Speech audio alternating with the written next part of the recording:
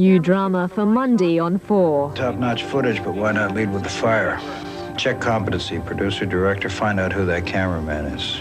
10 to studio, 9, 8. I have a newscast to get out. I have a new boss showing up, God knows when. I've got a room full of guys with sore butts, thanks to you. Number 1, give me the over the shoulder. 5. Got it all. The rescue is beautiful. 4, 3. We let them on the air. Every lunatic in the city is going to grab a gun and try to get on TV. Channel 4's initial newsroom drama, ENG, Monday at 10. Next tonight, the Channel 4 News. And on ITV shortly, Emmerdale. What was one of the most popular general knowledge games of 1990? What general knowledge game returns this year? What general knowledge game is even bigger and better this year? What general knowledge game starts on the 26th of April?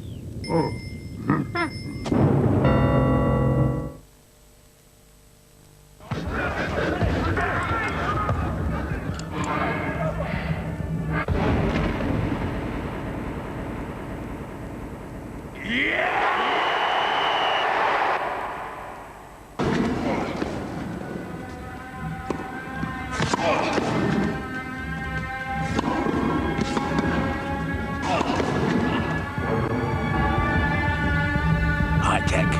Don't play, compete.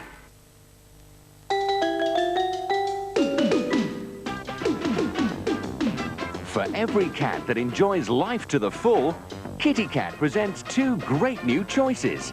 New tender chunks in gravy. Satisfyingly meaty to the very last tasty mouthful. And for even more variety, Kitty Cat's new crunchy meals.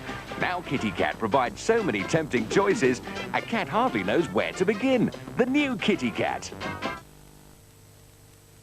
The new Esso Collection catalogue is out now with more choice, more quality gifts. View it at a forecourt near you. Hey, we can save up to 150 quid of summer holidays at Lunn Poly. Get away. Supergreen Feed, Weed and Mosskiller, part of the May and Baker Garden Care range. Let your watering can do the work.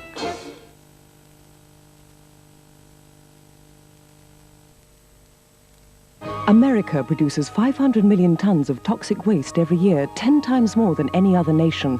Yet much of it is legally exported to developing countries. You want it to be buried in America, or do you want it to be sold in a third world country?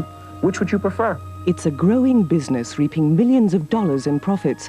But this environmental crime causes immeasurable harm to those poorer nations. This week's Fragile Earth explores the turning of the Earth into a global dumping ground. Sunday at 7 on 4.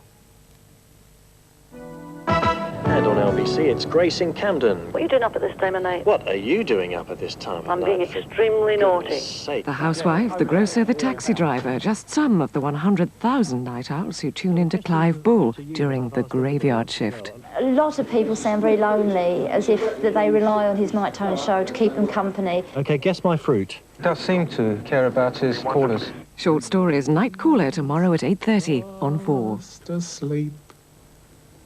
Hope I don't put you to sleep. Now the Channel 4 News presented by Nicholas Owen with Zainab Badawi. It's 7 o'clock. Iraq's continued military action against the Kurds as they get an ultimatum from the Allies to leave the safe havens.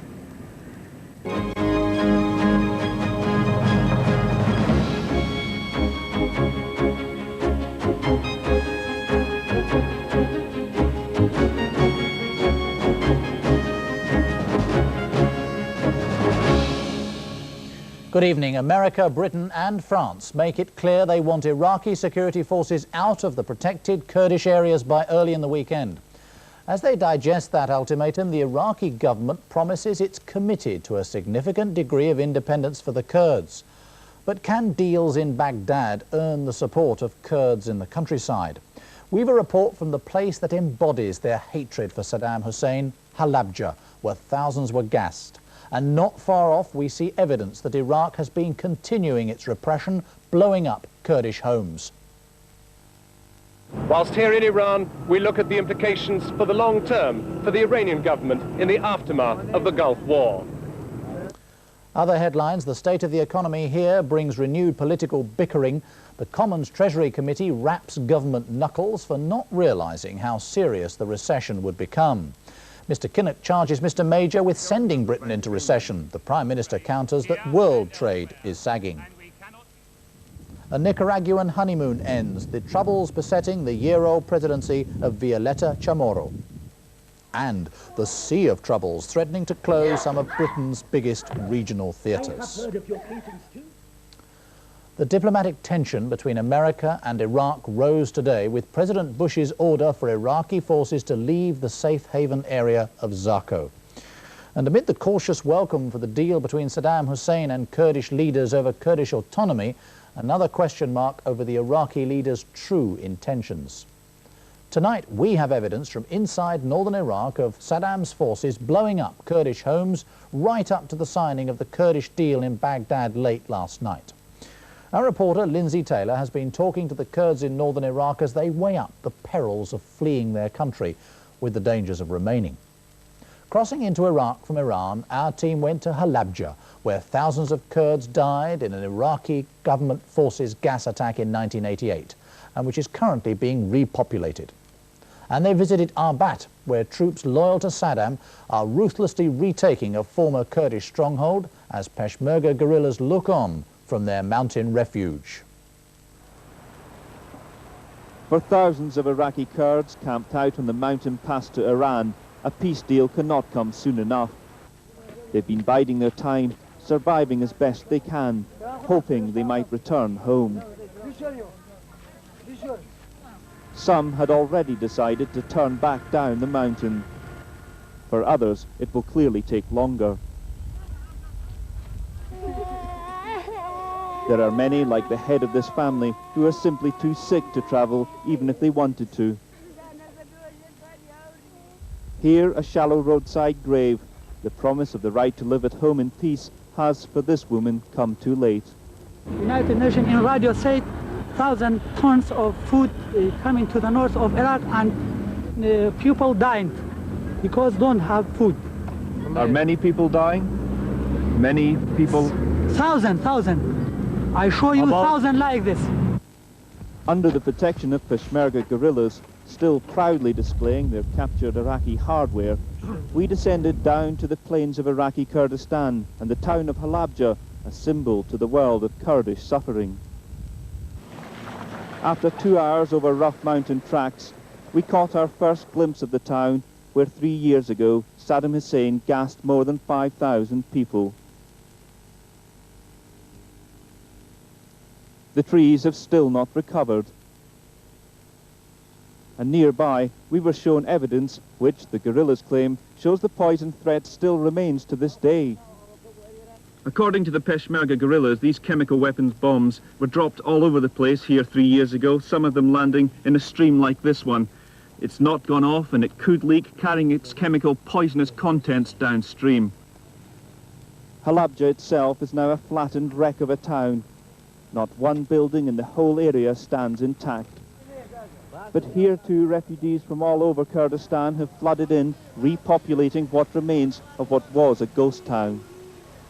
They ran off from Suleimania, from Chamchamal, from Kirkuk, and from other cities. They ran off because they are afraid from the Iraqi regime troops to kill them, to capture them, and so on. Dr. Ahmed, who runs a small and desperately poorly equipped clinic, lost 6 members of his own family in the chemical attack. He's now the senior Kurdish political figure in Halabja. And as rumour reached the town that the Baghdad talks were producing results, he was cautious about the future. Can you ever trust a man who gassed so many people here?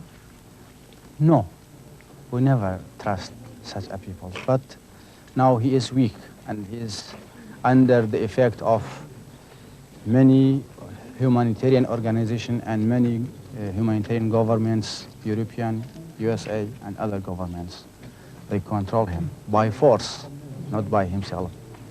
If he become well with us, it's not from his heart. Even with the talks apparently successful, the citizens of Halabja face a mammoth task as they try to rebuild their shattered lives and homes. After the chemical attack, this town of 70,000 was completely razed and its people forced away.